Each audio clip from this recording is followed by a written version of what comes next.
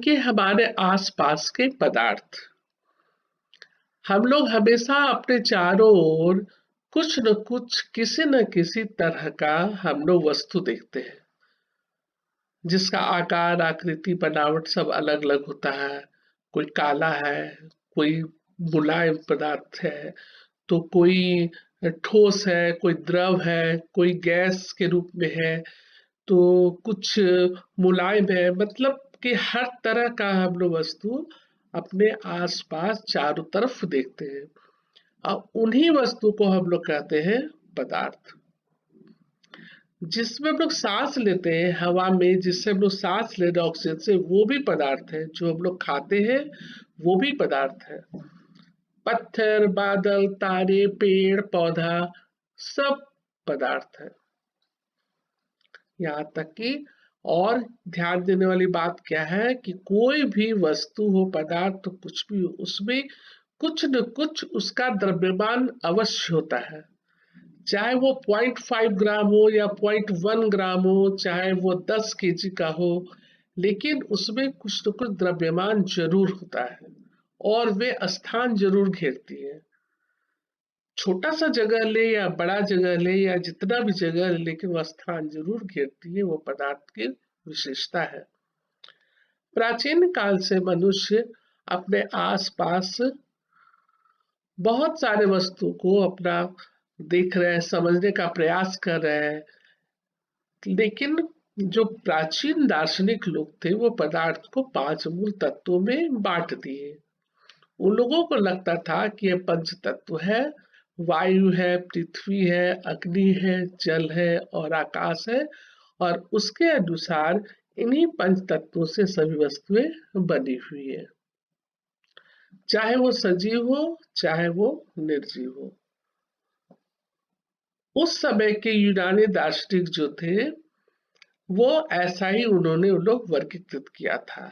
लेकिन आजकल के आधुनिक वैज्ञानिक लोग ने, क्या वो लोग पंच तत्व पर और अग्नि और उस पर विश्वास करेंगे? नहीं, वो आधुनिक वैज्ञानिक का तथ्य बिल्कुल अलग हो जाता है। वो लोग भी 2 प्रकार से वर्गीकृत किए, लेकिन किस में? एक भौतिक गुणधर्म में किए और दूसरा रासायनिक गुण में किए। भौतिक गुणधर्म के आधार पर किए कि उनका बाहरी कैसा, उन देखने में कैसे लगते हैं, उनका रंग कैसा है, वो हल्का है या भारी है, उसको संपीड़ित किया जा सकता है कि नहीं किया जा सकता है, वह सब हो गया। चमकीला है या धुंधला है, वो सब उनका भौतिक गुणधर्म हो गया। और रासायनिक गुण के आधार पर कि वो क्या क्या रासायनिक प्रक्रिया कर सकते हैं। इस तरह हम देखते हैं कि पदार्थ के बारे में जानकारी हम लोग और आगे ले रहे हैं। पदार्थ का भौतिक स्वरूप क्या है कि वह बहुत सारे कणों से मिलकर बना होता है। पदार्थ की प्रकृति के बारे में 2 विचारधाराएं प्रचलित थी। कि एक विचारधारा का यह मानना था कि पदार्थ लकड़ी के टुकड़े की तरह सतह होते हैं, परंतु अन्य विचारधारा का मानना था नहीं, पदार्थ रेत की उसी तरह के कणों से मिलकर बने हैं। ऐसा अलग अलग लोगों का मानना था। तो हम क्यों ना हम एक क्रियाकलाप करके देख लें। 1.1 क्रियाकलाप में सब अपने अपने बुक्स में देखो। जब 100 मिलीलीटर का हम एक बीकर लेते हैं, उसमें पानी भर देते हैं, आधा आधा पानी भरते हैं और उसमें एक निशान लगा देते हैं कि पानी का लेवल कितना है। फिर उसमें नमक या चीनी करीब 1 चम्मच या 2 चम्मच उसमें हम लोग डालते हैं। डाल के कांच की छड़ से उसकी मदद से हम लोग जल में घोल देते हैं। क्या जल के स्तर में कोई बदलाव आएगा? देखिए क्या होता है। नमक या शर्करा क्या हुआ? वह गायब हो गया। वह कहाँ चला गया? जल के अंदर ही वे समावेश हो गया। क्यों? क्योंकि हमारे कोई भी पदार्थ के बीच में जो बने रहते हैं सब में रिक्त स्थान होता है। जो रिक्त स्थान के अंदर शक्कर या नमक वो पूरी तरह से घुल जाती है और उसमें समावेश होने के कारण हमें दिखलाई नहीं पड़ता है। जब हम नमक को घोलते हैं तो नमक के कण जल के कणों के बीच के रिक्त स्थानों में समावेशित हो जाता है। पदार्थ के कण कितने छोटे होते हैं ये हम अंदाज नहीं लगा सकते। इसका अंदाजा हम लोगों को नहीं कि पदार्थ के कण कितने छोटे होते हैं और कितने छोटे हो सकते हैं। एक क्रियाकलाप है 1.2, उससे पोटेशियम परमैंगनेट का 2 या 3 क्रिस्टल को हम लोग 100 ml पानी में घोलते हैं, मिलीलीटर पानी में घोलते हैं और इस घोल में से लगभग 10 मिलीलीटर घोल निकालकर उसे 90 मिलीलीटर जल में मिला देते हैं। उपरोक्त घोल में से 10 ml निकालकर उसे भी 90 ml जल मिला देते हैं। इस प्रकार इस घोल को 5 से 8 बार तक तनुकृत करते रहते हैं। करने के बाद हम क्या देखते हैं कि सब जल रंगीन हो जाता है। क्यों हो जाता है? उनमें जो रिक्त स्थान जो भरे हुए हैं जल में, उसमें पोटेशियम परमैंगनेट के कण, उसके जो क्रिस्टल है वो उसमें घुलते जाते हैं और थोड़ा ना थोड़ा सब में वो कलर रहता ही रहता है, क्योंकि वो उसमें समावेश हो जाता है और क्लियर दिखलाई पड़ने लगता है कि पानी हमारा रंगीन है। चाहे हम लाल शाही डाल करके देख सकते हैं, हम ब्लू शाही भी डाल करके देख सकते हैं, देखेंगे कि वह कलरफुल हो जाता है पानी। ये कण छोटे छोटे कणों में विभाजित होते रहते हैं और अंततः पदार्थ में मिल जाते हैं। पदार्थ के कणों के कुछ अपने अभिलक्षणिक गुण होते हैं पदार्थ के कण के, कि इनके बीच में रिक्त स्थान होता है। जैसे नमक, शर्करा, डिटॉल, पोटेशियम परमैंगनेट के कण समान रूप से पानी में वितरित हो जाते हैं। इसी प्रकार जब हम चाय, कॉफी या नींबू पानी बनाते हैं तो एक पदार्थ के कण दूसरे पदार्थ के कणों के रिक्त स्थान में समावेशित हो जाते हैं और यह दर्शाते हैं कि पदार्थ के कणों के बीच में पर्याप्त रिक्त स्थान होता है। जब हम किसी रूम में या बंद कमरे या खुले कमरे में सुगंधित अगरबत्ती हम जला देते हैं या एक हम कपूर का टुकड़ा जला करके कोने में रख देते हैं, तो क्या उसका सुगंध पूरे कमरे में फैलता है? जरूर फैलता है। क्यों फैलता है? क्योंकि वह हवा में विसरित हो जाता है, हवा में वह मिल जाता है। और सबसे ज्यादा अंतराणविक स्थान किसमें होता है? वायु में, गैसों में, जिसके कारण उसकी सुगंध पूरे कमरे में फैल जाती है।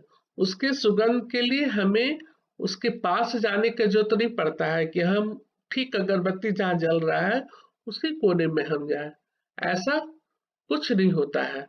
वो पूरे कमरे में विस्तृत वायु में फैल जाता है, कहीं से भी उसका सुगंध हम ले सकते हैं। फिर एक क्रियाकलाप देखिए 1.5 में, एक गिलास गर्म पानी लेंगे और दूसरे में ठंडे पानी से भरे गिलास में कॉपर सल्फेट या पोटेशियम परमैंगनेट का एक क्रिस्टल डालेंगे और एक ओर रख देंगे। क्रिस्टल को सतह पर बैठने देंगे। ग्लास में ठोस क्रिस्टल के ठीक ऊपर क्या दिखाई देता है, समय बीतने पर क्या होता है, इससे ठोस और द्रव के कणों के बारे में क्या पता चलता है? क्या तापमान के साथ मिश्रित होने की दर बदलती है? और बदलती है तो क्यों बदलती है और कैसे बदलती है? इसे हम क्रियाकलाप में दिखला रहे हैं। 1.3, 1.4 और 1.5 से हम निम्नलिखित निष्कर्ष को निकालकर अभी क्लियर कर लेंगे। क्योंकि पदार्थ के कण निरंतर गतिशील होते हैं, वो हमेशा गतिज ऊर्जा में रहते हैं, हमेशा मूव करते रहते हैं, अर्थात उनमें गतिज ऊर्जा होती है। तापमान बढ़ने से कणों की गति और भी तेज हो जाती है, इसलिए हम कह सकते हैं कि तापमान बढ़ने से कणों की गतिज ऊर्जा भी बढ़ जाती है।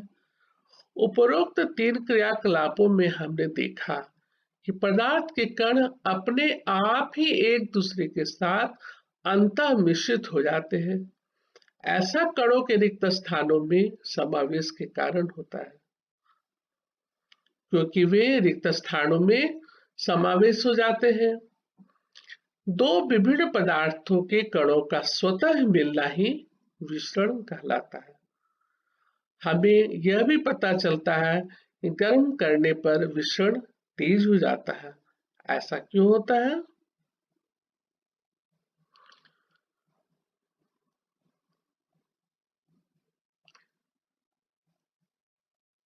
कोई भी पदार्थ के कण एक दूसरे को आकर्षित करते हैं। 1.6 में देखिए, एक खेल को एक मैदान में हम लोग खेलते हैं और मानव श्रृंखला बना करके इसको समझाया जा रहा है। पहला है कि पहला समूह है नर्तकों की तरह एक दूसरे को पीछे से कसकर पकड़ ले।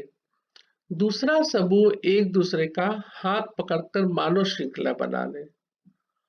तीसरा समूह है केवल उंगली के सिरे से छूकर एक श्रृंखला बना ले। अब चौथा समूह है कि उपरोक्त वर्णित तीनों मानव श्रृंखलाओं को तोड़कर छोटे समूहों में बांटने का प्रयास करें। तो अब आप ये बताइए कि किस समूह को तोड़ना आसान था और क्यों था? यदि हम प्रत्येक विद्यार्थी को पदार्थ का एक कण मान ले, तो किस समूह में कणों ने एक दूसरे को सबसे अधिक बल से पकड़ रखा था? एक कील, लोहे की कील, एक चौक का टुकड़ा और एक रबर बैंड ले। इन पर हथौड़ा मारकर या काटकर या खींचकर उसे भंगुर करने का प्रयास करें। तो इन तीनों में से किसके कण अधिक बल से एक दूसरे से जुड़ रहेंगे? लोहे का कील या चौक का टुकड़ा या एक रबर बैंड?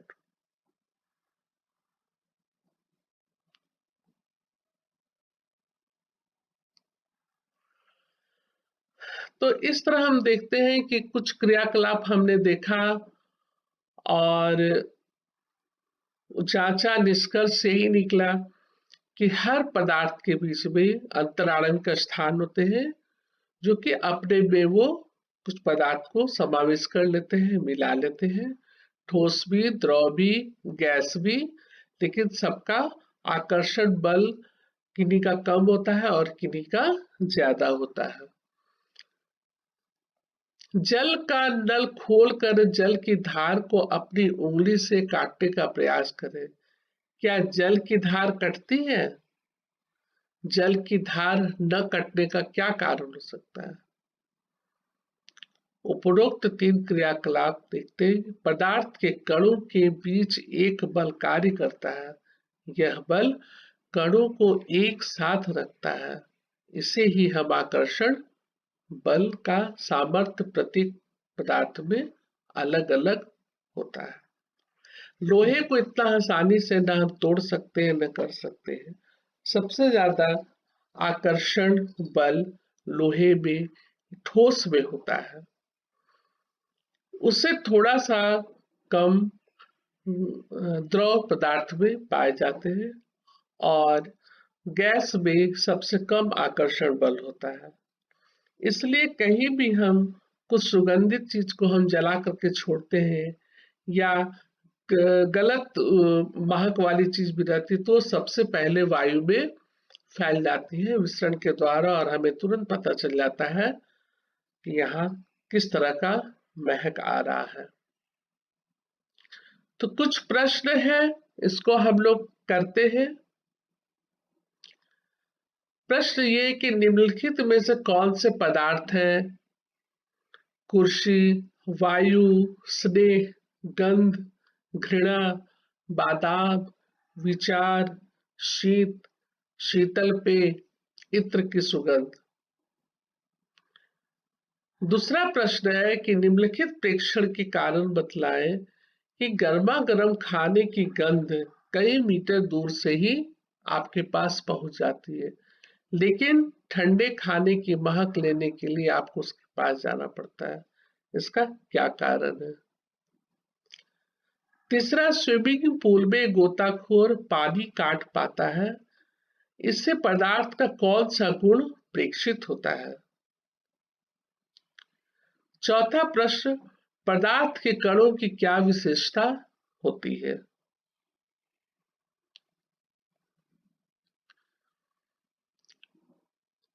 इन वस्तुओं के चारों ओर इन प्रश्नों का उत्तर हम कल आप लोग को अच्छी तरह से बतलाएंगे। कल हम प्रश्नों का उत्तर और आगे की भाग को, आगे के चैप्टर को कल हम आप लोग को पढ़ाएंगे और बतलाएंगे। कुछ और वस्तुओं को चारों ओर निश्चित आकार, निश्चित इन वस्तुओं के चारों ओर पेंसिल घुमाकर आकार खींचते हैं तो देखते कि क्या इन सभी का निश्चित आकार या स्पष्ट सीमाएं तथा स्थिर आयतन है। इन पर हथौड़ा मारने, खींचने या गिरने से कुछ होता है? क्या इनका एक दूसरे से विसरण संभव है? बल लगाकर इनको संपीड़ित करने का प्रयास करें, क्या यह संपीड़ित होता है? उपरोक्त सभी उदाहरण ठोस के हैं। हम ठोस को देखते हैं कि हम आसानी से संपीड़ित उसको नहीं कर सकते। हम देख सकते हैं कि इन सभी का एक निश्चित आकार होता है, स्पष्ट सीमाएं होती है, स्थिर आयतन यानी कि नगण्य संपीड़ितता होती है। बाह्य बल लगाने पर भी ठोस अपने आकार को बनाए रखते हैं। बल लगाने पर ठोस टूट सकते हैं, लेकिन इनका आकार नहीं बदलता है, इसलिए ये दृढ़ होते हैं। निम्नलिखित पर विचार करते हैं हम लोग। रबर बैंड को क्या माना जाएगा? क्या खींचकर इसका आकार बदला जा सकता है? क्या ये ठोस है? विभिन्न आकार के बर्तनों में रखने पर चीनी और नमक उन्हीं बर्तनों के आकार ले लेते हैं, तो क्या ये ठोस है? तीसरा, स्पंज। स्पंज क्या है? यह ठोस है, लेकिन फिर भी इनका संपीड़न संभव है। क्यों? क्योंकि ये ठोस है, लेकिन स्पंज में बहुत छोटे छोटे छिद्र होते हैं जिनमें वायु का समावेश होता है। जब हम इसे दबाते हैं तो इनसे वायु बाहर निकल जाते हैं, जिसमें इनका संपीड़न होना आसान हो जाता है।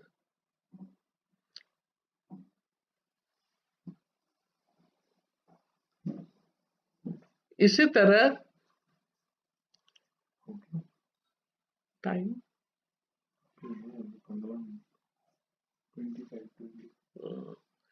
तो इस तरह हम देखते हैं कि जो ठोस है वह बाह्य बल लगाने पर भी वह आसानी से नहीं टूटते हैं और ना ही वो आसानी से चूर होते हैं। पदार्थ की अवस्थाएं अपने आसपास के पदार्थों को ध्यान से देखते हैं। ये कितने प्रकार के होते हैं? हम पाते हैं कि पदार्थ अपने 3 रूप में होते हैं। ये आप लोग शुरू से ही जान रहे हैं, पदार्थ की अवस्थाएं तीन प्रकार की होती है। 6th क्लास से ही आप लोग जान रहे हैं, ठोस, द्रव और गैस। पदार्थ की ये अवस्थाएं उनके कणों के विभिन्न विशेषताओं के कारण होती है। अब हम पदार्थ की तीनों अवस्थाओं के गुणों का विस्तार से अध्ययन करेंगे। कुछ वस्त्रों को एकत्र करते हैं, जैसे पेन है, किताब है, सुई है, लकड़ी की छड़।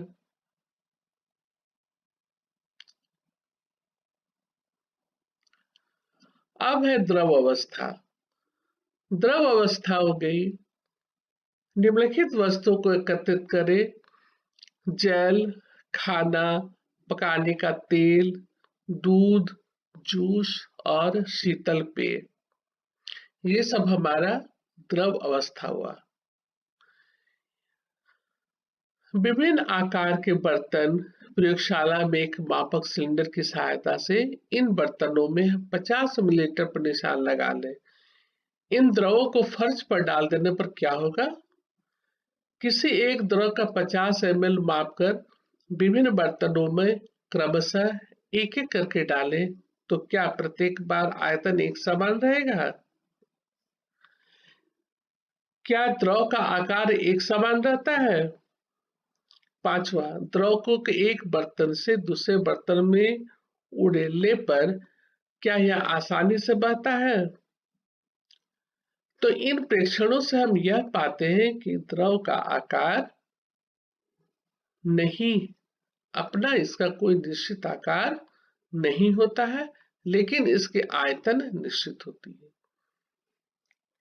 इनके आकार अनिश्चित है, लेकिन आयतन निश्चित होता है। जिस बर्तन में इन्हें उड़ेलते हैं वे उसी के आकार का ले लेते हैं। तो द्रवों में बहाव होता है, इसलिए इनका आकार बदलता रहता है, इसलिए ये दृढ़ नहीं है लेकिन तरल होते हैं।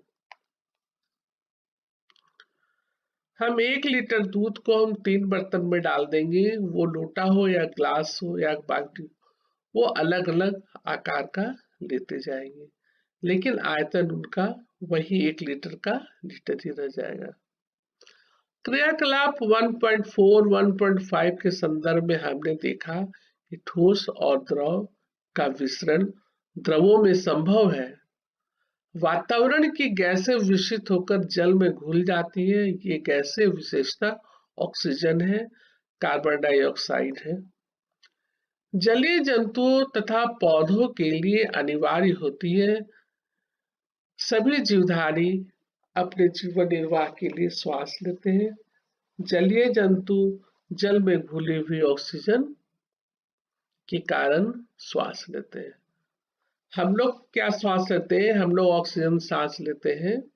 सभी सजीव ऑक्सीजन सांस लेते हैं और कार्बन डाइऑक्साइड को छोड़ते हैं। और जल में घुली हुई जो ऑक्सीजन होते हैं उसे जलीय जंतु सांस लेते हैं।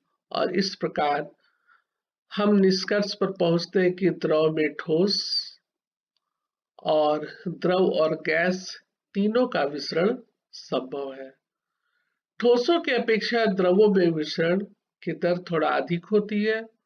ऐसा इसलिए होता है क्योंकि द्रव अवस्था में पदार्थ के कण स्वतंत्र रूप से गति करते हैं और रिक्त स्थान भी इनमें बहुत अधिक होता है। आकर्षण बल इनमें कम हो जाता है और रिक्त स्थान इनमें अधिक हो जाता है।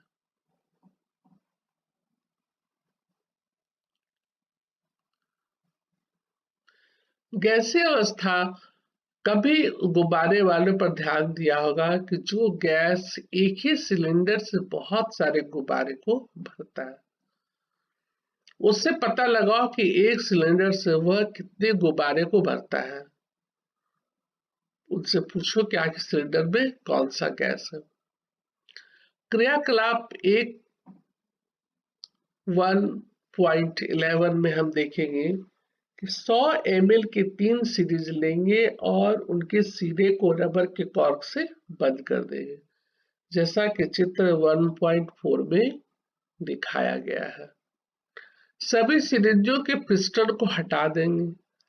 पहली सिरिंज में हवा रहने देंगे, दूसरे में जल और तीसरे में चॉक के टुकड़े को भर देंगे।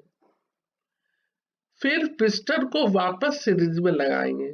सिरिंज के पिस्टन की गतिशीलता आसान करने के लिए उस पर थोड़ी वैसलीन लगा देंगे।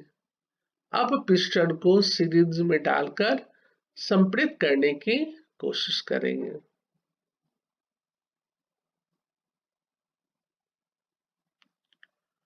हम क्या देखते हैं कि किस स्थिति में पिस्टन आसानी से अंदर चला गया। प्रेक्षण से आपने क्या अनुमान लगाया? हमने देखा कि ठोसों और द्रवों की तुलना में गैसों की संपीड़ितता काफी अधिक होती है। हमारे घरों में खाना बनाने में उपयोग की जाने वाली द्रवीकृत पेट्रोलियम गैस जो होता है एलपीजी, या अस्पतालों में दिए जाने वाले ऑक्सीजन सिलेंडर में संपीड़ित गैस होती है।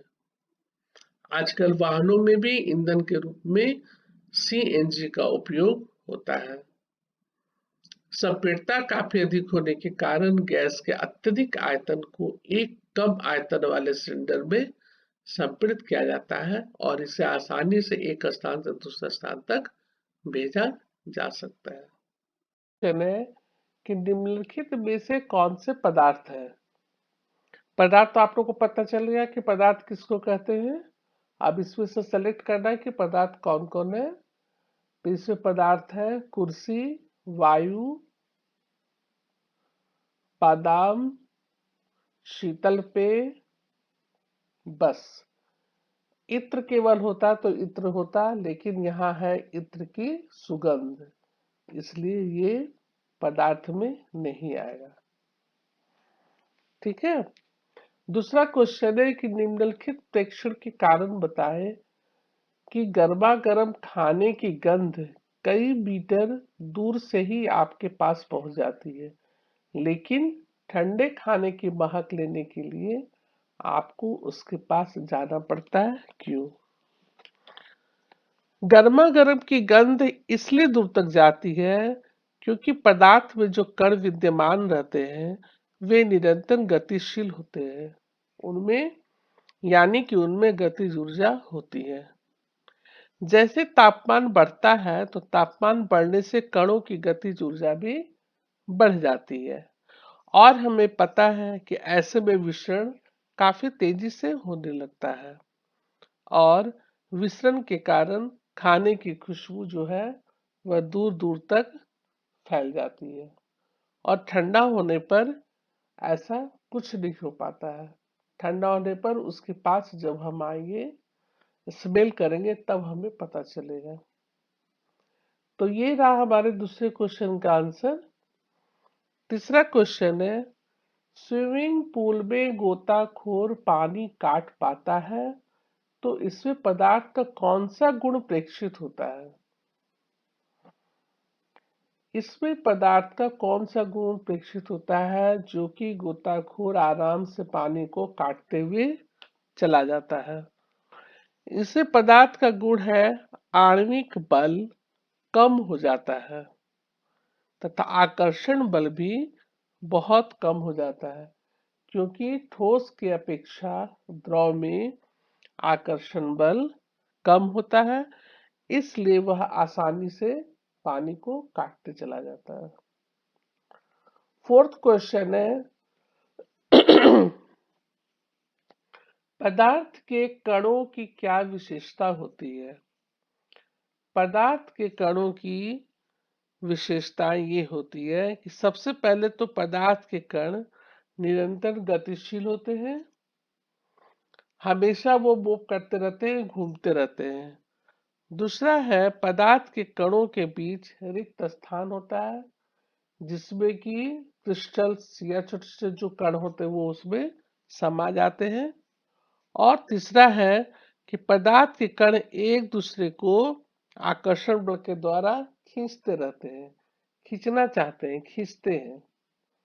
तो ये हुआ हमारा चारों प्रश्न का उत्तर। अब हम और थोड़ा आगे बढ़ते हैं पदार्थ की अवस्थाएं। पदार्थ की अवस्थाएं कल मैंने थोड़ा मोड़ा बतलाया था कि पदार्थ की 3 अवस्थाएं होती है, ठोस हो, द्रव और गैस।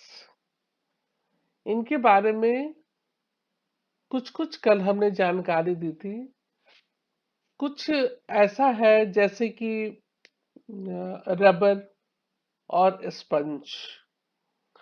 रबर लगता है कि जब हम बल लगाते हैं तो रबर बैंड खींचा जाता है, तो क्या वो ठोस है? वो ठोस है, क्योंकि बल लगाने पर उसकी आकृति बदल जाती है। और स्पॉन्ज में वो भी ठोस है। उसमें क्या होता है कि स्पॉन्ज में बहुत सारे छोटे छोटे छिद्र होते हैं, जिसमें कि वायु भरा हुआ रहता है। जब इसको दाबते हैं, बल लगाते हैं, तो उसकी वायु बाहर निकल जाती है और इसका संपीड़न आसानी से हो जाता है। और बाकी ठोस तो आपको बतला ही है कि जिसमें आकर्षण बल सबसे अधिक होता है, रिक्त स्थान कम होती है, वो हमारा आकार निश्चित होते हैं, आयतन भी निश्चित होती है। ये हमारा रहा ठोस।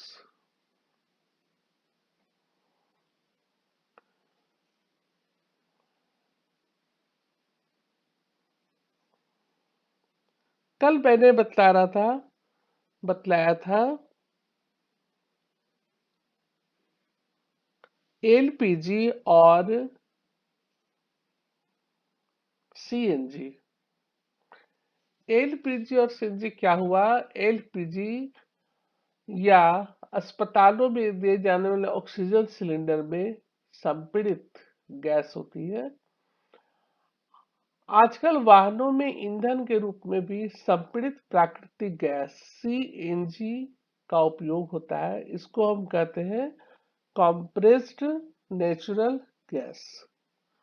कॉम्प्रेस्ड नेचुरल गैस का हिंदी हो गया संपीड़ित प्राकृतिक गैस। इसका उपयोग बड़े बड़े शहरों में किया जाता है। संपीड़ितता काफी अधिक होने के कारण गैस के अत्यधिक आयतन को एक कम आयतन वाले सिलेंडर में संपीड़ित किया जा सकता है एवं आसानी से एक स्थान से दूसरे स्थान तक भेजा जा सकता है। इसकी खासियत ये है सीएनजी की कि इनसे धुआं बहुत कम निकलता है, धुआं नहीं के बराबर निकलता है। ये प्रदूषण रहित होते हैं। इसलिए बड़े बड़े शहरों में सीएनजी का उपयोग होता चला रहा है, हो रहा है। अब धीरे धीरे हमारे यहाँ हर जगह सीएनजी का उपयोग होने लगेगा। हमारी नाक तक पहुंचने वाली गंध से बिना रसोई में प्रवेश किए भी हम जान जाते हैं कि क्या पकाया जा रहा है, यह गंध कैसे हम तक पहुंचती है। खाने की गंध में कण वायु में मिल जाते हैं और रसोई से फैलकर हमारे नाक तक पहुंच जाते हैं। यह गंध के कण दूर भी जा सकते हैं। ये तो भी बतलाए थे कि पके हुए गर्म खाने की बात हमारे तक कैसे पहुंच जाती है। इसकी तुलना जब हम ठोस और द्रव के मिश्रण से करेंगे तो कणों की तेज गति और अत्यधिक रिक्त स्थानों के कारण गैसों का अन्य गैसों में विसरण बहुत तीव्रता से होता है। चित्र देखिए ठोस, द्रव और गैस। चित्र संख्या 1.5 में देखिए ए बी सी पदार्थ की तीनों अवस्थाओं के कणों की संरचना दी हुई है। पहला ठोस है, उनके कण देखिए कितने सटे हुए हैं, बहुत घना है, उनमें आकर्षण बल बहुत अधिक होता है, अंतर आणविक स्थान बहुत कम होता है और उसके अपेक्षा द्रव में अंतराणविक स्थान थोड़ा सा ज्यादा होता है और आकर्षण बल उससे कम होता है। फिर जब हम गैस की तुलना करते हैं तो गैस में ठोस द्रव की अपेक्षा उनमें अंतराणु का स्थान अत्यधिक होता है और आकर्षण बल बिल्कुल कम होता है, जिसके कारण इनमें दूर दूर तक फैलने की क्रिया हो जाती है, विसरण होता है। कोने में भी हम कपूर एक जला देंगे या इत्र रुई में लगा करके इत्र कोना में छोड़ देंगे तो उसका सुगंध कोना कोना तक फैल जाएगा। क्यों? क्योंकि उसमें अंतराणु का स्थान बहुत ज्यादा है। तो ये तो हो गया ठोस द्रव गैस की एक आकृति, एक हल्का स्ट्रक्चर, जो कि आप लोग पहले से भी जान रहे हैं और मैं आज थोड़ा बता दे रही हूँ। अब देखिए कुछ सवाल है।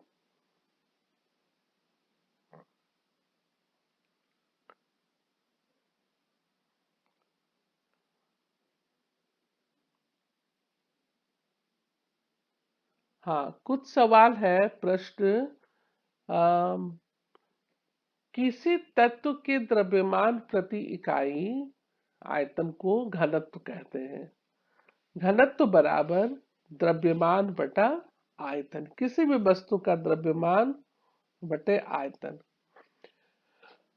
तो बढ़ते हुए घनत्व के क्रम में निम्नलिखित को हम लोग को व्यवस्थित करना है कि किनका घनत्व सबसे कम है और धीरे धीरे धीरे बढ़ते हुए रूप में हमको लिखना है। तो सबसे पहले सबसे कम घनत्व किसका होगा? सबसे कम घनत्व होगा आपका वायु का, उसके बाद चिमनी का धुआं का, फिर होगा रुई का, फिर होगा जल का, जल से गाढ़ा शहद है, फिर शहद का होगा, शहद के बाद चौक का होगा और चौक के बाद लोहा का। तो इस तरह से हम उसे बढ़ते हुए क्रम में सजाए हैं। क्वेश्चन है, पदार्थ के विभिन्न अवस्थाओं के गुणों में होने वाले अंतर को सारणीबद्ध कीजिए। निम्नलिखित पर टिप्पणी लिखिए। दृढ़ता, संपीड़ितता, तरलता, बर्तन में गैस का भरना, आकार, गतिज ऊर्जा एवं घनत्व। ये सब छोटे छोटे टिप्पणी आप लोग को मैं बता दूंगी।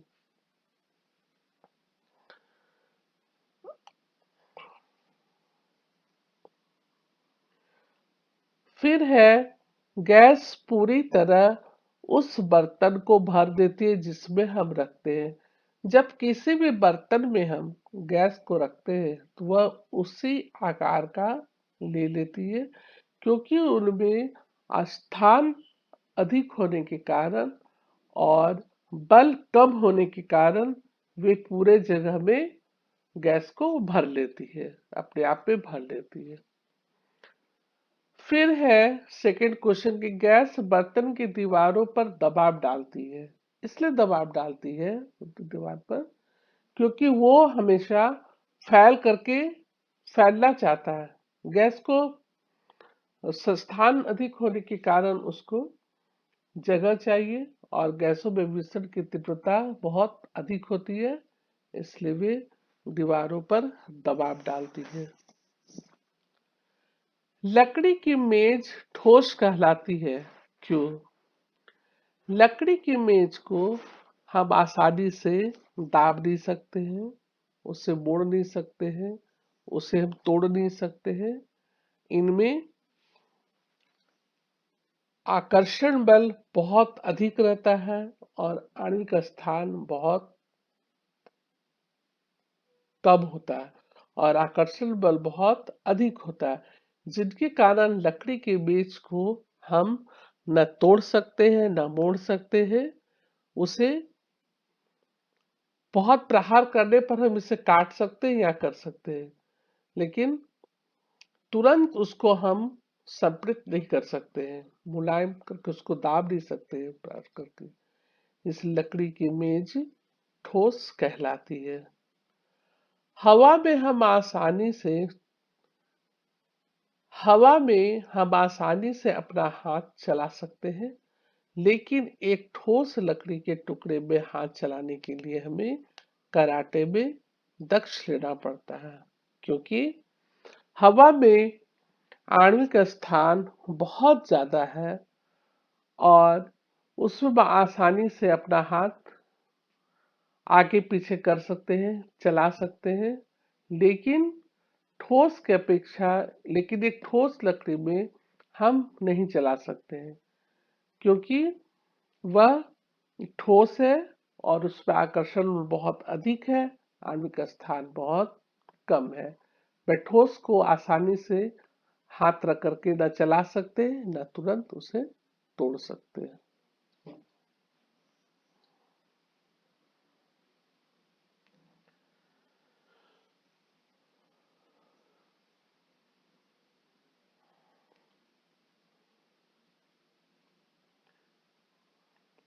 सामान्यतः ठोस पदार्थों की अपेक्षा द्रवों का घनत्व कम होता है। ठोस पदार्थों की अपेक्षा द्रवों का घनत्व कम होता है, इनका आयतन कम होता है। लेकिन बर्फ के टुकड़े को जल में तैरते हुए देखा होगा। ऐसा क्यों होता है? बर्फ का टुकड़ा जल में हमेशा तैरता हुआ दिखलाया होता है, उनका घनत्व कम होता है। उनका घनत्व कम होने के कारण वह जल में तैरता है।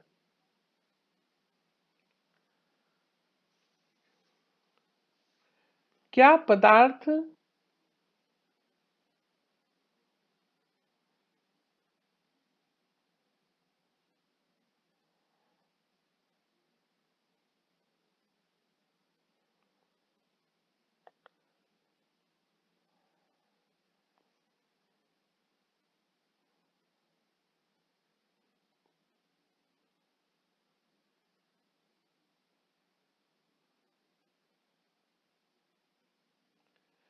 क्या पदार्थ अपनी अवस्था को बदल सकता है?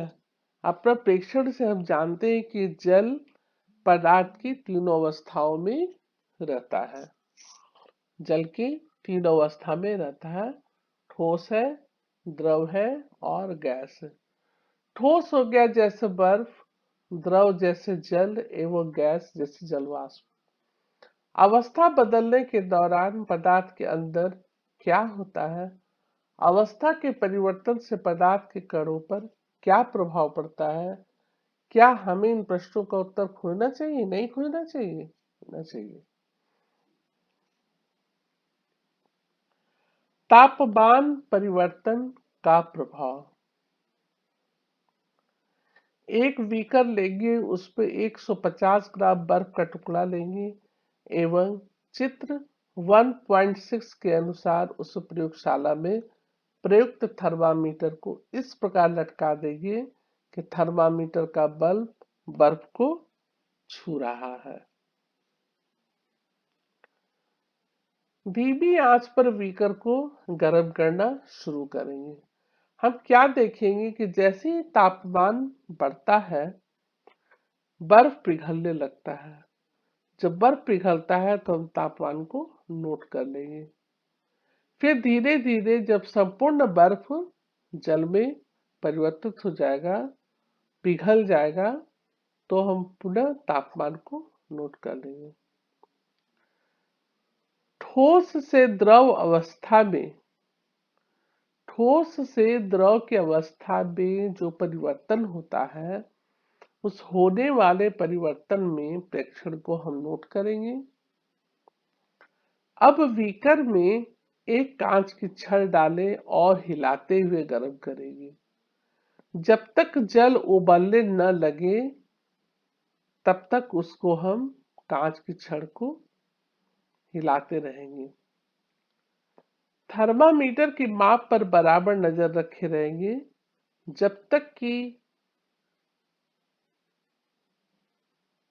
जब तक कि अधिकतर जलवाष्प न बन जाए। जल के द्रव अवस्था से गैसीय अवस्था में परिवर्तन के प्रेक्षण को नोट करेंगे। धीरे धीरे जब हम तापक्रम को बढ़ाते जाएंगे या उसको गर्म करते जाएंगे, हिलाते जाएंगे, तो वो द्रव क्या हो जाएगा? धीरे धीरे वाष्प के रूप में बदलने लगेगा, जल वाष्प के रूप में, और गैसीय अवस्था में धीरे धीरे आने लगेगा।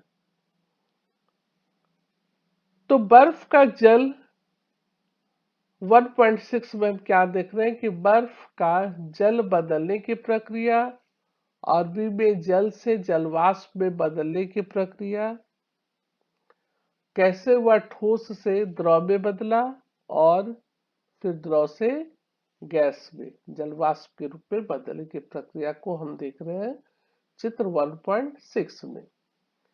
ठोस के तापमान को बढ़ाने पर उनके कणों में गतिज ऊर्जा बढ़ जाती है। गतिज ऊर्जा में वृद्धि होने के कारण कण अधिक तेजी से कंपन करने लगते हैं। अधिक तेजी से कंपन करने लगते हैं जब उनमें तापमान को बढ़ाया जाता है। ऊष्मा के द्वारा प्रदत्त की गई ऊर्जा कणों के बीच के आकर्षण बल को पार कर लेती है और इस कारण कण अपने नियत स्थान को छोड़कर अधिक स्वतंत्र होकर गति करने लगते हैं। फिर एक ऐसी अवस्था आती है जब ठोस पिघलकर द्रव में परिवर्तित हो जाता है।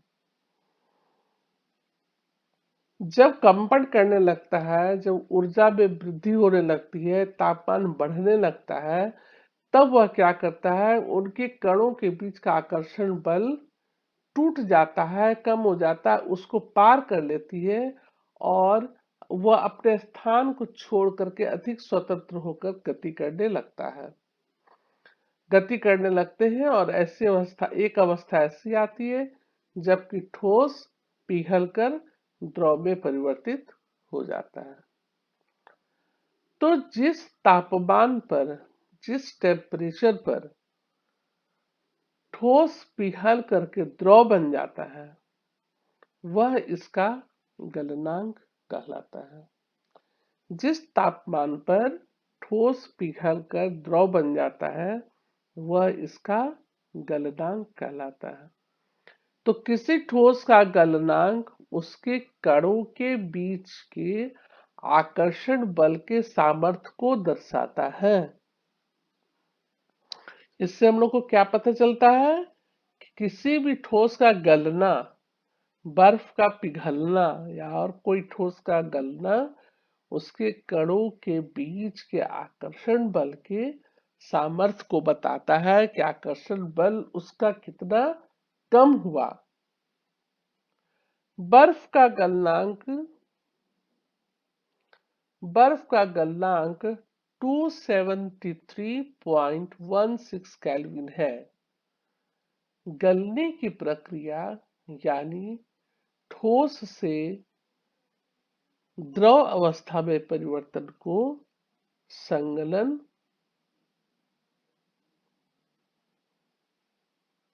कहते हैं। ठोस से द्रव अवस्था में बदलने की क्रिया को संगलन भी कहते हैं। किसी ठोस के गलने की प्रक्रिया में तापमान समान रहता है, ऐसे में ऊष्मीय ऊर्जा कहाँ जाती है? किसी ठोस के गलने की प्रक्रिया में तापमान समान रहता है, तो ऐसे में ऊष्मीय ऊर्जा कहाँ जाती है? गलने के प्रयोग की प्रक्रिया के दौरान हम देखते हैं कि गलनांक पर पहुंचने के बाद जब तक पूरा बर्फ पिघल नहीं जाता है, जब तक पूरा द्रव बन नहीं जाता है, तब तक तापमान नहीं बदलता है। तापमान नहीं बदलता है। बीकर को ऊष्मा प्रदान करने के बावजूद भी ऐसा ही होता है। बीकर को ऊष्मा प्रदान करने के बावजूद भी ऐसा ही होता है। कणों के पारस्परिक आकर्षण बल को वशीभूत करके पदार्थ की अवस्था को बदलने में इस ऊष्मा का उपयोग होता है। फिर से ध्यान से सुनिएगा। कणों के पारस्परिक आकर्षण बल को, कणों में जो आकर्षण बल है उस बल को वशीभूत करके पदार्थ की अवस्था को बदलने में इस ऊष्मा का उपयोग होता है। चूंकि तापमान में बिना किसी तरह की वृद्धि दर्शाए, तापमान में बिना किसी तरह की वृद्धि दर्शाए इस ऊष्मीय ऊर्जा को बर्फ अवशोषित कर लेती है। ऊष्मीय ऊर्जा को बर्फ अवशोषित कर लेती है और यह माना जाता है कि यह बीकर में ली गई सामग्री में छुपी हुई जो रहती है उसे गुप्त ऊष्मा कहते हैं। हम लोग यह मानते हैं कि जब ऊष्मीय ऊर्जा को बिना हम तापमान को बढ़ाए, तापमान में बिना किसी तरह का वृद्धि किए, बिना टेम्परेचर को बढ़ाए हुए ऊष्मीय ऊर्जा को बर्फ अवशोषित कर लेती है, बर्फ अवशोषित कर लेती है, तो यह माना जाता है कि यह बीकर में ली गई सामग्री में छुपी रहती है। बीकर में जो ली गई सामग्री है उसमें छुपी रहती है, जिसे हम गुप्त ऊष्मा कहते हैं। तो यहाँ गुप्त ऊष्मा का अभिप्राय छुपी हुई से है। वायुमंडलीय दाब पर,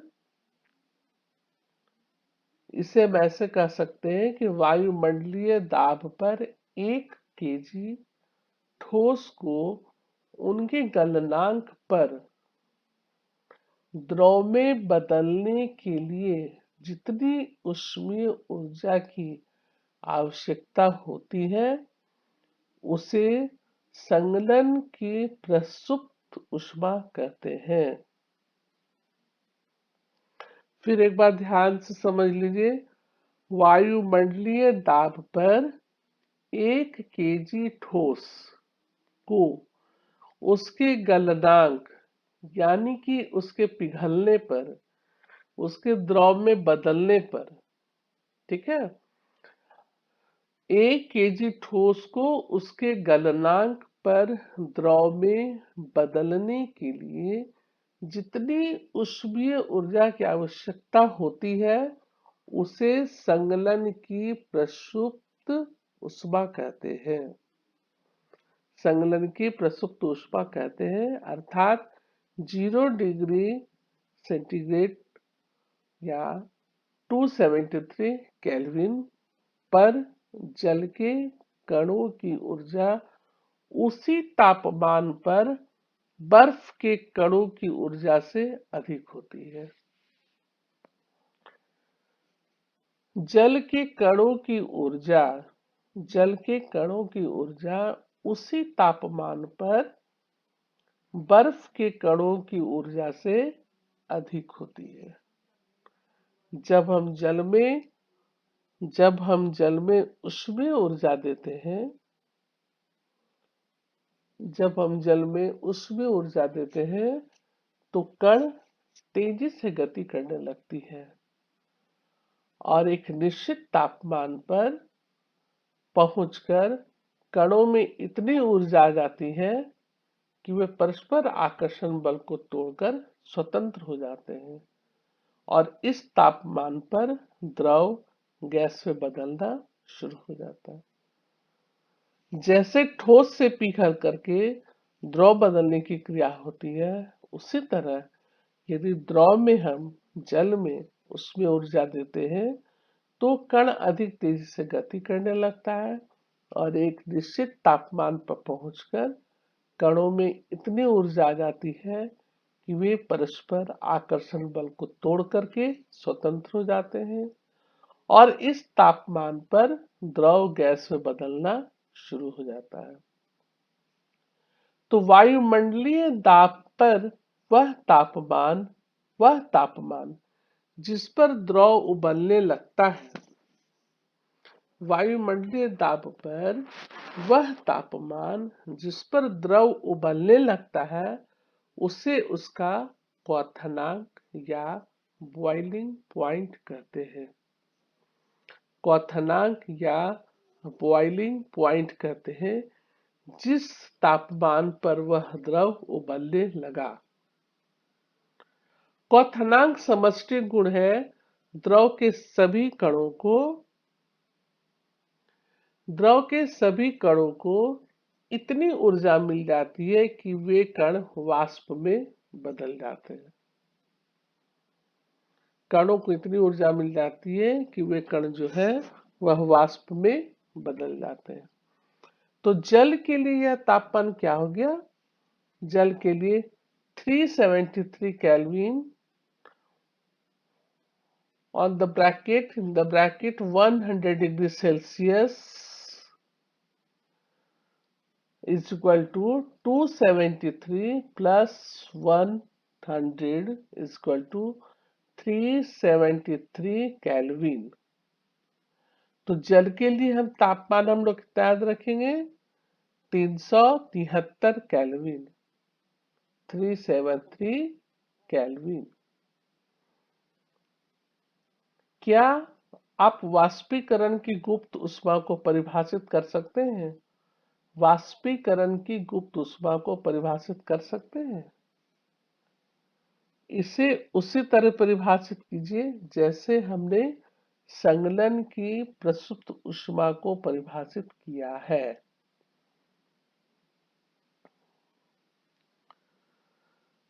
थ्री सेवेंटी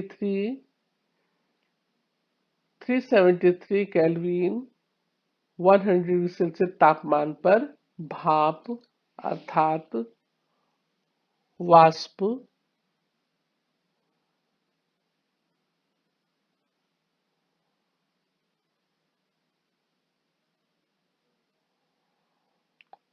के कणों में उसी तापमान पर पानी के कण से अपेक्षा अधिक ऊर्जा होती है।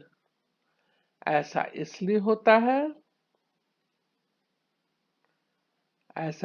होता है क्योंकि भाप के कणों ने वाष्पीकरण की गुप्त ऊष्मा के अतिरिक्त ऊष्मा अवशोषित कर ली है। भाप के कणों ने वाष्पीकरण की गुप्त ऊष्मा के रूप में अतिरिक्त ऊष्मा अवशोषित कर ली है। ठोस अवस्था से ऊष्मा शीतलता, फिर जब ऊष्मा दिया गया द्रव अवस्था में आया, फिर द्रव अवस्था से इधर शीतलता, बाएं साइड जो एरो गया है उधर शीतलता, और ऊष्मा दिया गया तो वो गैसीय अवस्था में परिवर्तन हो गया। तो हम यह कह सकते हैं कि तापमान बदलकर हम पदार्थ को एक अवस्था से दूसरी अवस्था में परिवर्तित कर सकते हैं, है ना? ये तो हम कर ही सकते हैं। तापमान को हम बदलते जाएंगे तो हमारा एक अवस्था से दूसरी अवस्था में परिवर्तन होता जाएगा। तो हम लोग क्या सीखे अभी कि गर्म करने पर पदार्थ की अवस्था बदल जाती है। गर्म होने पर ठोस द्रव में बदल जाता है, द्रव गैस में बदल जाता है। इसलिए हम जब गर्म करते हैं तो पदार्थ की अवस्था बदल जाती है। लेकिन कुछ ऐसे भी पदार्थ हैं जो द्रव अवस्था में परिवर्तित हुए बिना ठोस अवस्था से सीधे गैस में और वापस ठोस में बदल जाते हैं। कुछ ऐसे पदार्थ हैं जो कि अपवाद हैं, वह द्रव अवस्था में परिवर्तित हुए बिना ठोस अवस्था से सीधे गैस में और वापस ठोस में भी बदल जाते हैं। जैसे कपूर देखे होंगे आप लोग जरूर। कपूर या अमोनियम क्लोराइड ले, इसके चूर्ण करके चीनी के प्याले में डाल दें, चाइना डिश में डाल दें। एक कीप को उल्टा करके इस प्याली के ऊपर रख दें। एक कीप को फनेल को उल्टा करके इसके प्याली के ऊपर रख देंगे। फिर क्या करेंगे, स्कीप के एक सिरे पर रुई का एक टुकड़ा रख देंगे, जैसे कि चित्र में दिखलाया गया है। 1.7 चित्र में देखिए अमोनियम क्लोराइड का ऊर्ध्वपातन, कैसे ये बिना द्रव बने हुए सीधे गैस बनता है। कीप को उल्टा करके इस प्याली के ऊपर रख दिए। इस कीप के एक सिरे पर रुई का एक टुकड़ा रख देंगे, जैसे चित्र में दिखलाया गया है। हम क्या देखते हैं, रुई का टुकड़ा ऊपर में उल्टा रखा हुआ कीप और ठोस बना अमोनियम क्लोराइड जो नीचे है, वाष्प बना अमोनियम क्लोराइड, चीनी मिट्टी का प्याली जिसमें अमोनियम क्लोराइड को रखा गया है, और नीचे त्रिपाद स्टैंड है जो कि बर्नर जल रहा है नीचे, और उसको उष्मा दिया गया, उसको गर्म किया गया, वाष्प बना अमोनियम क्लोराइड, ठोस बना अमोनियम क्लोराइड, फिर वाष्प बना। उसी तरह हमारा कपूर है, कपूर को जब हम जलाते हैं तब ये द्रव अवस्था में नहीं आकर सीधे गैसीय अवस्था में आ जाते हैं।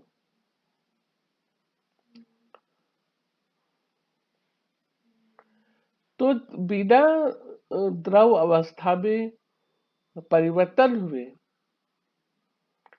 जब कोई ठोस अवस्था से सीधे गैस और वापस ठोस में बदलने की प्रक्रिया जब होती है तो हम लोग उसे कहते हैं ऊर्ध्वपातन। द्रव अवस्था में परिवर्तित हुए बिना ठोस अवस्था सीधे गैस में बन जाता है, सीधे गैस में परिवर्तित हो जाता है और वापस ठोस में बदलने की प्रक्रिया को ऊर्ध्वपातन कहते हैं।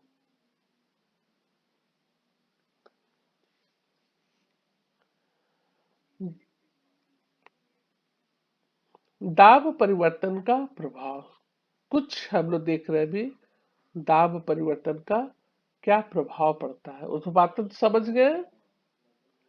हम जानते हैं कि घटक कणों के बीच की दूरी में अंतर होने के कारण पदार्थ की विभिन्न अवस्थाओं में अंतर होता है। किसी सिलेंडर में भरी गैस पर दाब लगाने पर एवं संपीड़न करने पर क्या होगा? क्या इसके कणों के बीच की दूरी कम हो जाएगी? क्या आपको लगता है कि दाब बढ़ाने या घटाने से पदार्थ की अवस्था में परिवर्तन हो सकता है? दाब बढ़ाने पर पदार्थ के कणों की दाब बढ़ाने पर पदार्थ के कणों को समीप लाया जा सकता है। ये 1.8 चित्र में देखिए।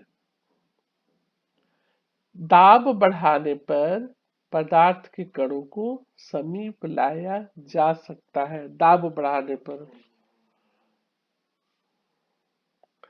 दाब परिवर्तन का प्रभाव, दाब जब हम बढ़ाते हैं तो कणों को समीप लाया जा सकता है दाब बढ़ा करके।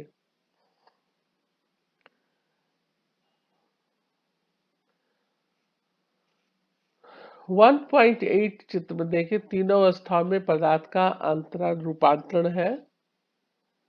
ठोस है, ठोस जमा हुआ, फिर वह संघनन की स्थिति में आया, धीरे धीरे पिघलना शुरू हुआ और वो द्रव बन गया, वो संघनन की स्थिति आई, संघनन कहते हैं।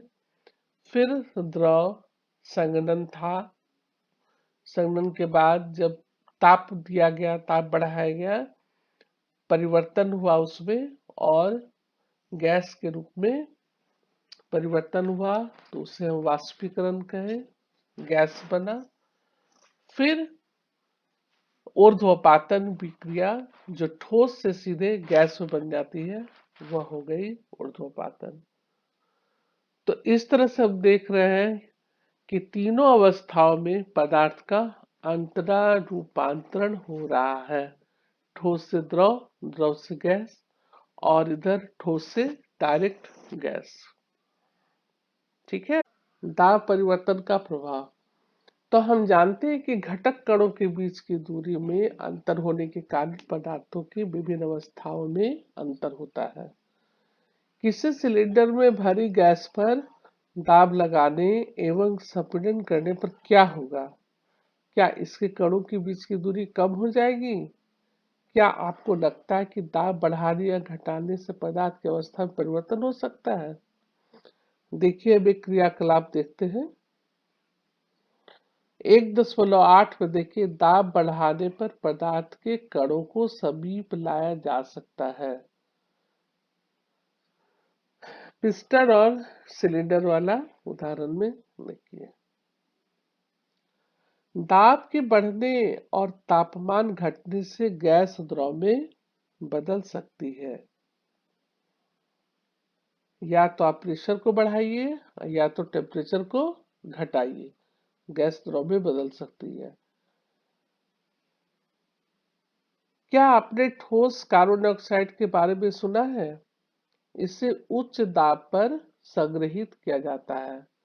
जब वायुमंडलीय दाब का माप 1 एटमॉस्फेयर हो तो ठोस कार्बन डाइऑक्साइड द्रव अवस्था में आए बिना सीधे गैस में परिवर्तित हो जाता है।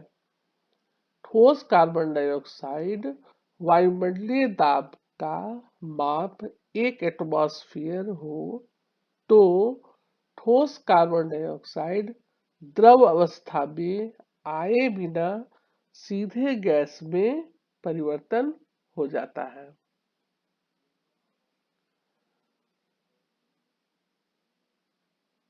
तो यही कारण है कि ठोस कार्बन डाइऑक्साइड को हम लोग शुष्क बर्फ कहते हैं, ड्राई आइस कहते हैं। इसको ध्यान देकर के इसको समझिएगा। इस तरह से हम कह सकते हैं कि पदार्थ की अवस्थाएं यानी कि ठोस हो, द्रव और गैस दाब और तापमान के द्वारा तय होती है।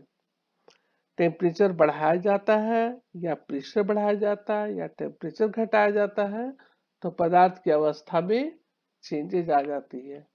जैसे देखिए, ठोस ठोस जमा हुआ है और वह धीरे धीरे द्रव बनता है, संघनन की क्रिया होती है, फिर संघनन से फिर गैस के रूप में आता है, वाष्पीकरण होता है, फिर गैस के फॉर्म में आता है, और कुछ जो है सो ठोस से डायरेक्ट गैस बन जाते हैं, जिन्हें की ऊर्ध्वपातन कहते हैं। इसका उदाहरण आपका नैप्थलीन है, इसका उदाहरण कपूर है। ये आप इसको याद रखिएगा। अब है कुछ क्वेश्चन है जिसको हम लोग अभी सॉल्व करते हैं।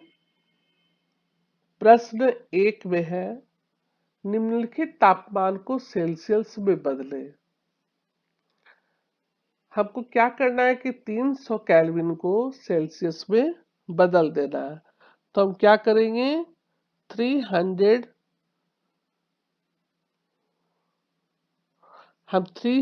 में 273 केल्विन को घटा देंगे।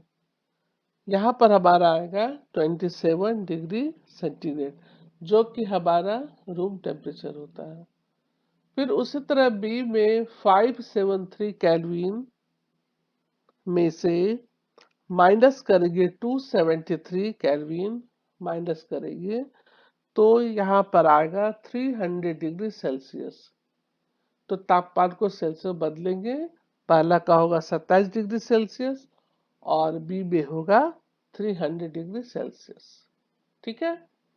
तीसरा क्वेश्चन है कि किसी भी पदार्थ की अवस्था परिवर्तन के दौरान तापमान स्थिर क्यों रहता है? हाँ, और एक क्वेश्चन है कि निम्नलिखित तापमान पर जल की भौतिक अवस्था क्या होगी? तो जल की भौतिक अवस्था क्या होगी? क्वेश्चन है ए 250 डिग्री सेल्सियस। तो 250 डिग्री सेल्सियस में तो गैसीय अवस्था होगा, क्योंकि 100 डिग्री से ही बॉइलिंग पॉइंट शुरू हो जाता है और उसके बाद गैस बनना शुरू हो जाता है। तो 250 डिग्री सेल्सियस में हमारा गैसीय अवस्था रहेगा। अब रहा बी, बी में 100 डिग्री सेल्सियस है। ये अभी मैं एक्सप्लेन करके बता रही हूँ आप लोगों को कि इसका स्टेट क्या होगा, इसकी अवस्था क्या होगी। इसका आंसर क्वेश्चन नंबर 3 को समझाने से आपको क्लियर हो जाएगा कि 100 डिग्री सेल्सियस में गैसीय अवस्था रहेगा या लिक्विड अवस्था। क्वेश्चन नंबर 3 को समझिए पहले। किसी भी पदार्थ की अवस्था परिवर्तन के दौरान तापमान स्थिर क्यों रहता है? पदार्थ की अवस्था परिवर्तन के दौरान इसलिए स्थिर रहता है कि जल का बॉइलिंग पॉइंट यानी कि क्वथनांक पॉइंट, जो क्वथनांक है, वो जल के समय कणों में गतिज ऊर्जा के कारण तेजी से कणें कंपन करती हैं और उसका जो मॉलिक्यूलर फोर्स होता है, जो आणविक बल होता है, आकर्षण बल जो होता है, वह कम हो जाता है और बल कम हो जाने के कारण नियत स्थान को छोड़कर वह स्वतंत्र हो जाती है और उसी टेम्परेचर में रहती है जिस टेम्परेचर में वो था। जैसे 100 डिग्री सेल्सियस भी उसी के अंदर, उसी क्वेश्चन के अंदर हम आपको बता रहे हैं। तो 100 डिग्री सेल्सियस में वो बॉइलिंग हो रहा है, टेम्परेचर वहां पर स्थिर है। जब तक वो पूरा पानी, जब तक पूरा भाप नहीं बन जाएगा, वह 100 डिग्री सेल्सियस टेम्परेचर पे ही रहेगा और जब पूरा बन जाएगा, जब पूरे गैस में परिवर्तित हो जाएंगे, तब आपका टेम्परेचर बढ़ जाएगा। इसलिए 100 डिग्री सेल्सियस को हम जलीय अवस्था, द्रव अवस्था भी मानेंगे और गैसीय अवस्था भी मानेंगे। दूसरा का बी और तीसरा का आंसर सेम। अब है चौथा, वायुमंडलीय। जब तक हम पानी को पूरा गर्म कर करके, पूरा पानी जब तक बॉयल होकर के उड़ नहीं जाता है, पूरा गैस नहीं बन जाता है, तब तक टेम्परेचर 100 डिग्री ही रहेगा। जब सारे पानी गैस बन जाएंगे तो टेम्परेचर बढ़ जाएगा, 101 हो जाएगा, 102 हो जाएगा, 103 हो जाएगा, लेकिन उससे टेम्परेचर बढ़ जाएगा। अब है क्वेश्चन नंबर 4, वायुमंडलीय गैसों को द्रव में परिवर्तन करने के लिए कोई विधि बताएं। वायुमंडलीय गैस को बदलने में या तो प्रेशर को हम बढ़ाएंगे या तो टेम्परेचर को हम घटाएंगे, तब वो गैस से लिक्विड में चेंज हो सकता है। गैस से लिक्विड में या तो हम दाब बढ़ाएंगे या तो हम टेम्परेचर को घटाएंगे। परफ्यूम लिक्विड बनता है। हम रेफ्रिजरेटर में जैसे बर्फ रहता है, उसका टेम्परेचर हम कम कर देते हैं, घटा देते हैं, तो पानी बर्फ बनने लगता है। जब टेम्परेचर बढ़ा देते हैं तो बर्फ पिघल के द्रव बनने लगता है। तो इस तरह से हम देखते हैं कि या तो प्रेशर या बढ़ाने घटाने से या टेम्परेचर के बढ़ाने घटाने से हमारे स्थान में परिवर्तन होता है।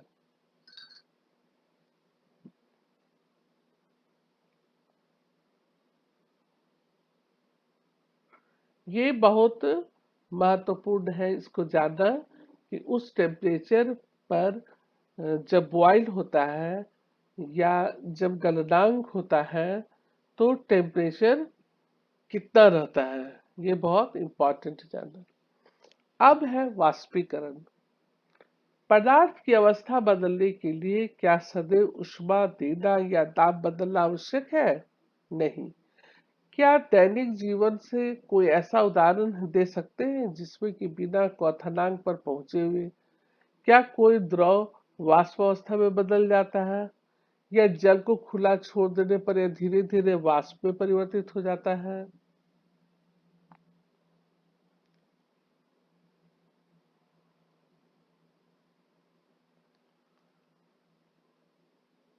गीले कपड़े सूख जाते हैं। इन दोनों उदाहरणों में जल क्या हुआ?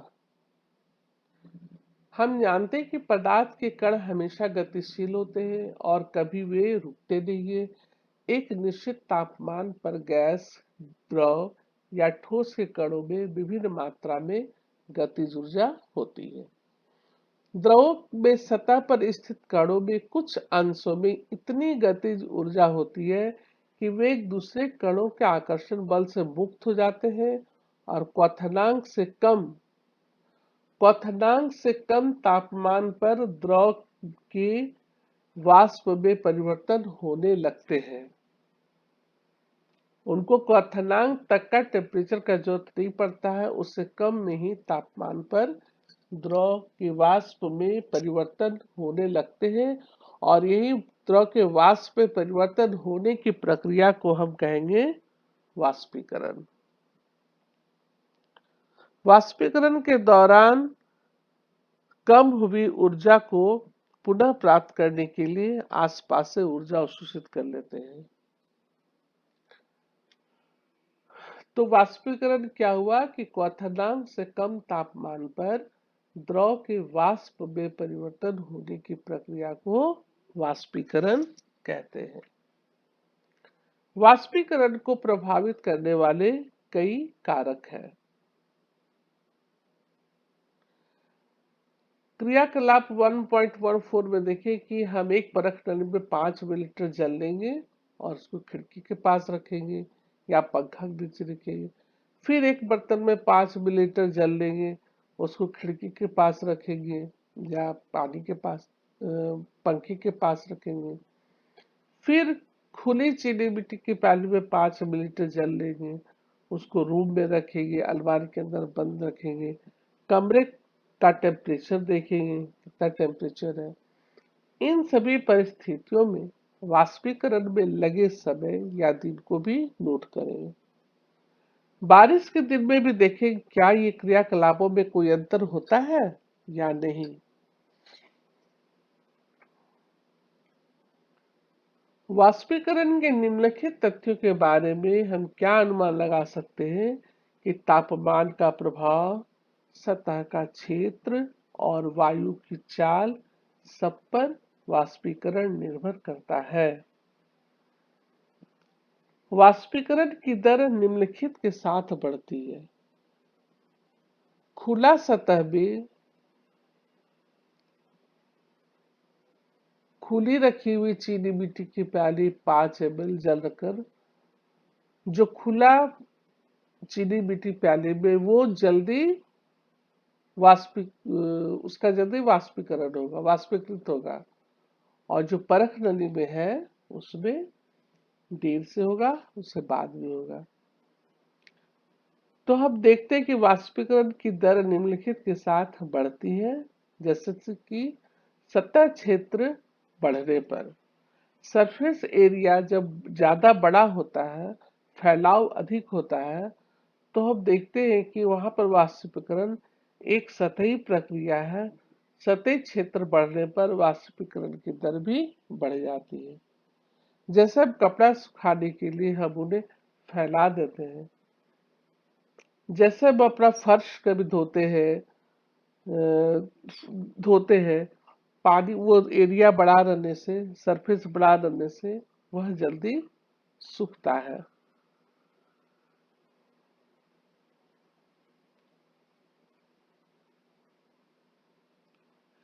तापमान में वृद्धि होने से भी गतिज ऊर्जा मिलती है, पर्याप्त गतिज ऊर्जा मिलती है, जिससे वे वाष्पीकृत हो जाते हैं। तापमान में वृद्धि होने पर यदि कपड़ा को हम धूप पे फैलाएंगे तो वो जल्दी सूखेगा। आर्द्रता में कमी, वायु में विद्यमान जलवाष्प की मात्रा को आर्द्रता कहते हैं। किसी निश्चित तापमान पर हमारे आसपास की वायु में एक निश्चित मात्रा में ही जलवाष्प होता है। जब वायु में जल कणों की मात्रा पहले से अधिक होगी तो वाष्पीकरण की दर घट जाएगी। आर्द्रता की मात्रा होने से वाष्पीकरण की दर घट जाती है। वायु की गति में वृद्धि, तेज वायु में कपड़े जल्दी सूख जाते हैं।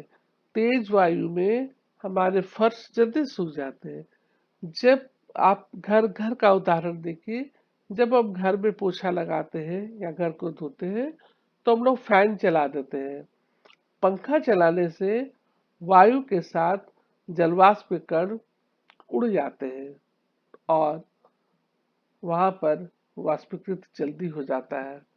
तो वायु के तेज होने से भी जलवाष्प के कण वायु के साथ उड़ जाते हैं और आसपास के जलवाष्प की मात्रा घट जाती है। अब है वाष्पीकरण के कारण शीतलता कैसे होती है।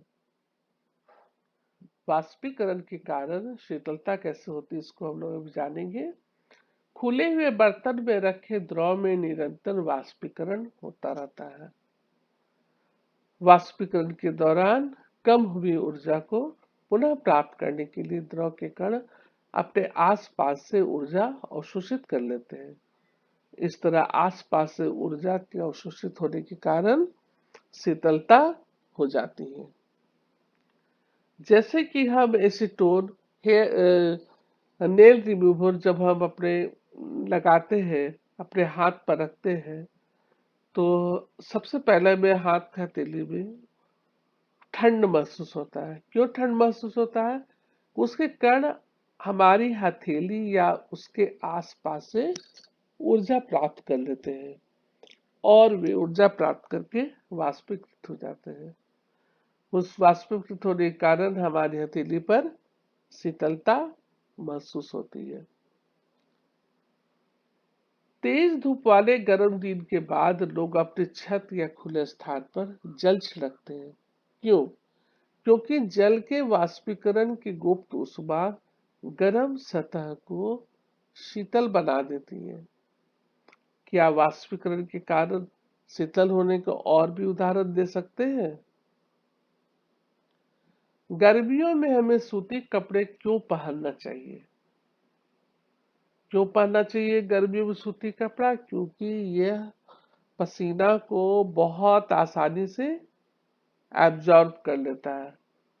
शारीरिक प्रक्रिया के कारण गर्मियों में हमें ज्यादा पसीना आता है, जिससे हमें शीतलता मिलती है। जैसे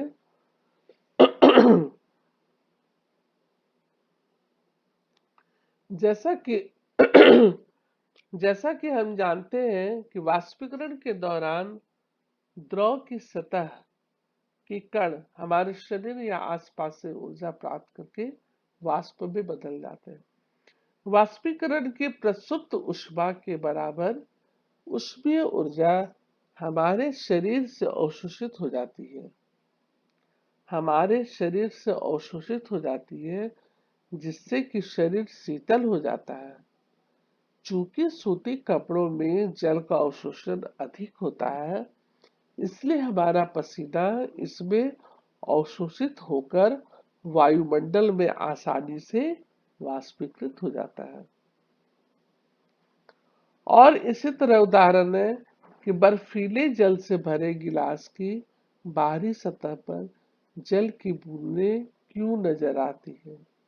देखिए, किसी बर्तन में हम बर्फीला जल रखते हैं। यदि हम किसी बर्तन में, किसी ग्लास में हम बर्फ रखते हैं, बर्फ वाला पानी रखते हैं, ठंडा पानी रखते हैं, तो हम देखते हैं कि जल्दी ही बर्तन के बाहरी सतह पर हमें जल की बूंदें नजर आती है। क्यों? ऐसा क्यों होता है? वायु में उपस्थित वायु में उपस्थित जलवाष्प की ऊर्जा वायु में उपस्थित जलवाष्प की ऊर्जा ठंडे पानी के संपर्क में आकर कम हो जाती है। जलवाष्प की ऊर्जा ठंडे पानी के संपर्क में आकर कम हो जाती है और तुरंत द्रव अवस्था में बदल जाती है। वो जलवाष्प जो है वह द्रव अवस्था में बदल जाती है, जो कि हमें जल के बूंदों के रूप में ग्लास के बाहरी सतह पर दिखलाई पड़ती है। तो ये रहा हमारा वाष्पीकरण के कई उदाहरण और वाष्पीकरण किस अवस्था में ज्यादा होता है और किस अवस्था में कम होता है, ये हम आप लोग को अभी बता रहे थे। अब है प्रश्न, गर्म शुष्क दिन में कूलर अधिक ठंडा करता है क्यों?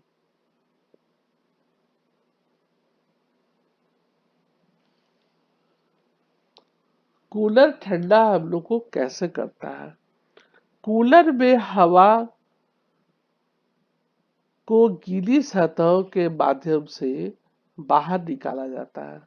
कूलर में जब हम पानी डालते हैं तो कूलर में हवा गीली सतहों के माध्यम से बाहर निकाला जाता है, जबकि यह उनके ऊपर से बह रहा है। सतह पर पानी बहती हवा से वाष्पीकरण की गर्मी को ले जाता है और हम लोग को हवा मिलती है। आप ऐसे भी समझ सकते हैं कि जब पानी की बूंदों से गर्म हवा टकराती है, पानी की बूंदों से गर्म हवा टकराती है, वह बूंदों को भाप में बदल देता है और वह ठंडी हो जाती है। जैसे हमारे शरीर पर पानी होता है और जब पानी सूखता है और हमें हवा मिलती है तो हमें ठंड महसूस होता है। ठीक उसी प्रक्रिया में कूलर काम करता है। पानी द्रव अवस्था से गैस अवस्था में बदलती है, उसे हीट की जरूरत पड़ती है और गर्म हवा जब चलती है, पानी से टकराता है, वह उस पानी को भाप में बदल देता है और गर्म हवा ठंडी हो जाती है। क्योंकि सारी गर्मी पानी द्वारा एब्जॉर्ब कर लिया जाता है और जब तक पानी सूख न जाए तब तक हमें ठंडा लगते रहता है। और ठीक वही प्रक्रिया हमारा कूलर में है कि जब तक वो पानी उसमें पड़ता है, पानी की सतह से वह गीली सतहों से बाहर निकलते जाता है और हम लोगों को ठंडी हवा मिलती है। दूसरा क्वेश्चन है, गर्मियों में घड़े का जल ठंडा क्यों होता है? गर्मियों में घड़े का जल इसलिए ठंडा होता है कि घड़े की सतह पे अनेक सूक्ष्म छिद्र होते हैं जो कि हम लोगों को दिखलाई नहीं पड़ता है। तो घड़ों की दीवार पे सरफेस पे छिद्र होने के कारण इससे निरंतर पानी निकलते रहता है, यानी कि वाष्पोत्सर्जन की क्रिया लगातार होते रहती है और वाष्पोत्सर्जन होता है, वह सरफेस ठंडी हो जाती है। वाष्पोत्सर्जन जब होता है तो अगल की गर्म हवा उठ जाती है, वाष्पीकृत हो जाती है और वह सरफेस वहां पे ठंडा हो जाता है। और यही कारण है कि वाष्पोत्सर्जन की क्रिया होते रहती है और हमारा सरफेस ठंडा होते रहता है और घड़े का पानी हमेशा ठंडा रहता है। अब स्टोन या पेट्रोल या इत्र डालने पर हमारे हथेली में ठंडी क्यों लगती है? क्योंकि जब हम अपने हाथ पर कुछ डालते हैं तो आसपास के टेम्परेचर जो होते हैं वो हीट जो है उसको वो एब्जॉर्ब कर लेता है और वाष्पीकृत हो जाता है, तो हमारे हाथ में ठंड महसूस होने लगती है। क्वेश्चन नंबर 4, कप की अपेक्षा प्लेट से हम गर्म दूध या चाय जल्दी क्यों पी लेते हैं? क्योंकि यहाँ पर हमारा सरफेस जो है, सतह का क्षेत्रफल बड़ा हो जाता है और जैसे ही हम प्लेट कप के अपेक्षा प्लेट में दूध को करते हैं वह जल्दी ठंडा हो जाता है और हम आसानी से पी लेते हैं। 5वां क्वेश्चन, यहाँ पर हो गया सतह क्षेत्रफल बड़ा होने के कारण हम आसानी से दूध को फिर पी लेते हैं। 5वां क्वेश्चन है, गर्मियों में हमें किस तरह के कपड़े पहनने चाहिए? गर्मियों में हमें सूती वस्त्र पहनना चाहिए। गर्मियों में हमें सूती वस्त्र पहनना चाहिए क्योंकि वह पसीने को सोख लेता है, सो करके वाष्पीकृत हो जाता है और वाष्पीकृत के बाद हमें ठंड महसूस होने लगती है।